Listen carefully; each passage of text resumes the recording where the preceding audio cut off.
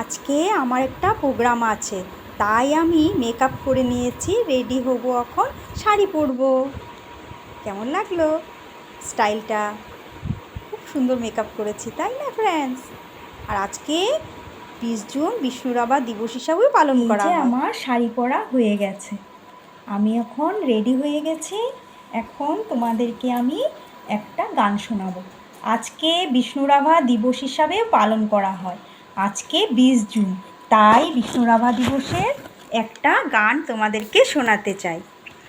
মোর কবিতার ছন্দ লাগি, স্পন্দন তোর জাগেনে, স্পন্দন তোর জাগেনে, কথা মালিকার গন্ধ লাগে, খুনর খপন ভাঙেনে, ভাঙেনে, ভাঙেনে।